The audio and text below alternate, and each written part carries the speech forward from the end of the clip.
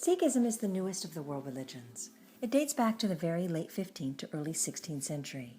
A Sikh, which means disciple, recognizes 10 gurus or spiritual teachers, the first being Guru Nanak, and the last being a guru named Guru Gobind Singh.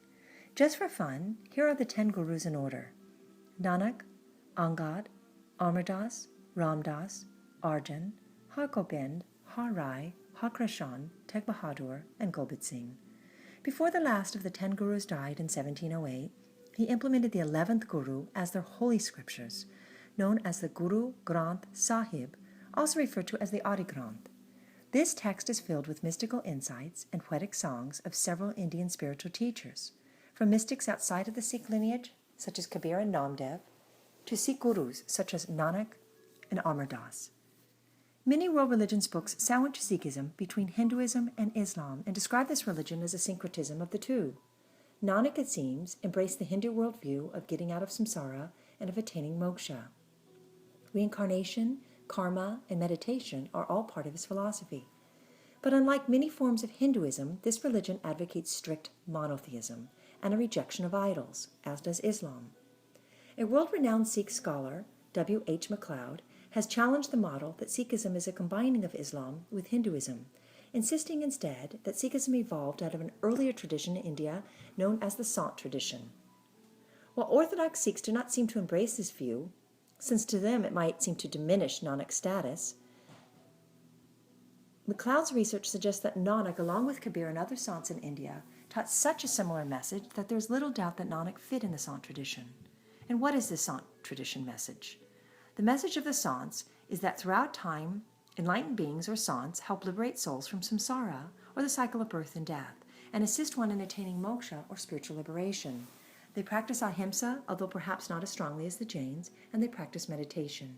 When they meditate, they often repeat a mantra of the name or names of God, however that is taught, and in meditation, many focus on accessing spiritual light and sound.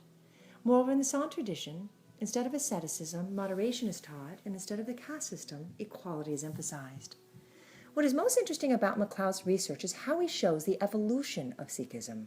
It started as a peaceful religion with emphasis on ahimsa, or nonviolence, and in the course of time it had to react to the violent environment it faced. The 5th guru died under captivity, held prisoner by an intolerant Mughal ruler, and the 9th guru was beheaded under the same regime. The 10th guru watched his 4 sons die in battle. The end result? Sikhs were forced to move from a pacifist position to one of defense. Some Sikhs today even carry swords as a sign of defense against oppression. The main branch of Sikhism, which represents traditional Sikhs, is known as the Khalsa, or Community of the Pure. The males wear 5 Ks. Kesh, uncut hair, wrapped in a turban and a longer beard. Kanga, a comb placed in the hair under the turban. Kara, a Sikh silver bracelet. Kirpan, the Sikh sword, and Kosh, Sikh white underpants. Khalsa Sikhs take the name Singh for the males, which means lion, a strong animal known for its courage, and Kar for the females, which simply means princess. While not all Sikhs are part of the Khalsa, since there are actually a variety of branches of Sikhism, from non-traditional Sikhs who cut their hair to even Sikhs who embrace a living guru today, many are part of the Khalsa. One of the dreams of Khalsa Sikhs today is to establish their own land named after the Khalsa, called Khalistan. Since Gandhi liberated India from British control, and this country was then partitioned off into Mother India and Pakistan, many Sikhs hope to establish their own country. When the Prime Minister of India, Indira Gandhi, invaded their holy temple in northern India, called the Golden Temple, since she thought that arms were being stored there in their fight for Khalistan, and this was back in the 80s, she was then assassinated by her 2 Sikh bodyguards. The Sikh-Hindu relations have been strained ever since. Thus, the dream of creating an independent Sikh land remains unrealized. I end this lecture with the Sikh greeting, Sat Shri Akal, which means God is truth. Namaste.